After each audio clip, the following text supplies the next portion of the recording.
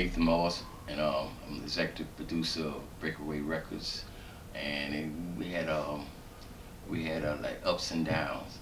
And when I discovered, when I was talking to Clay D one day, he said, "I got some girls." We was at the club, and Clay D is like, "Boom, I got your boyfriend." He said, "I got the answer to that song." I said, "Yeah, I want to meet those girls." It ain't took but a matter of seconds. Once I heard that the record, it blew me away, and I got a chance to meet KB and RB, and the rest was like history. But I always stayed on the phone trying to book shows for them and making things have the best outfit.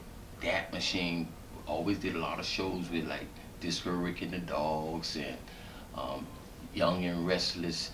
It was like an ideal time, whereas when we traveled, we had fun. Yeah. We traveled from city to city, and it was like, wow.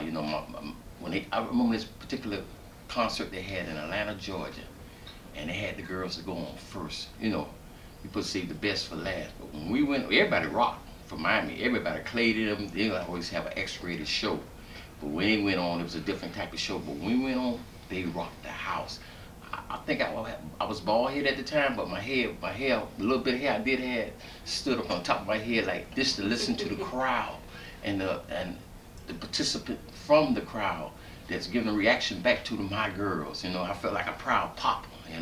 Made me feel good about what was happening. And one thing I must say, they rehearsed like a real job, 8 hours a day in front of my house, participating. This Miss KB, if you did something wrong, cut, let's do it again. And a couple of them used to step to me and say, "Hey, she too hard." I said, "Nope, y'all want to be the best, we got to be the best, we got to put out." And I had a little incident within life, and I think that derailed us, and it caused a lot of friction because I wasn't there for them.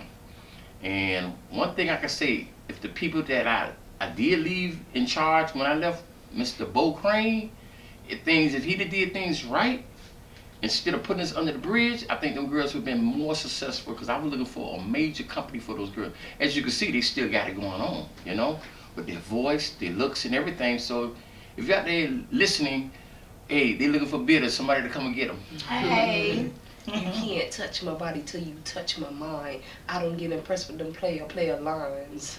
Did you hear that? Hey. That's right. The Breakaway Records, the name, the like logo concept, how did that all fit in, or how'd you come up with that? Okay, I had another group called the Manor Park Rangers, and we're just sitting there talking one day, and we just came up with a lot of names. And JB and Teaspoon, they said, let's try this Breakaway Records. Breakaway. I'm thinking like we breaking away from everybody, and that concept just stuck with us. We went out here and made jackets, T-shirts.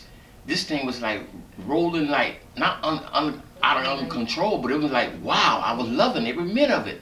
Sometimes I used to go to Bo Crane of office, making long distance phone calls, trying to send our package to different people.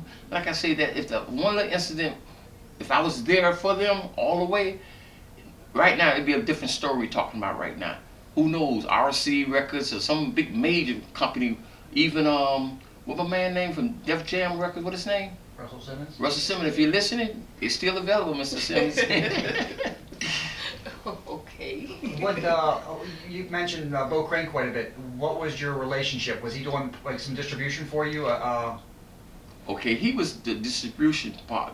And the thing about it, when I was away for a while, is that other materials that the Get Fresh Girl, the music behind it, I hear it on other people's labels, other people's songs. I'm like, Bo, how did they get their hands on it? Or they just left it in the office.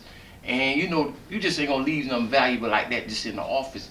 So with that being said, that they got the bad end of it, saying it on camera, that they got the bad end of it because they supposed to be more productive, money-wise, career-wise, and everything. So I left everything in his hand and in charge. When I came back, it's like, wow, you can't, like, I waited till time of limitations.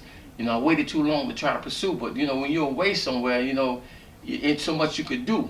But still, God's work in mysterious ways. If it's a will, there's a way. So. Our royalties. Yeah, our royalties. The girls were never paid up the royalties. And I wasn't paid up the royalties or nothing. It's like, a lot of time I say, Bo, what's going on here? Well, we got this.